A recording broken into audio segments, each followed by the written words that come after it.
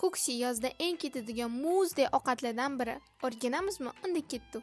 Birinchi o'rinda go'shtimizni piyoz, tuz, zira bilan qovurib olishimiz kerak bo'ladi. Keyin bir stakan suv solib, uni dimlab qo'yamiz.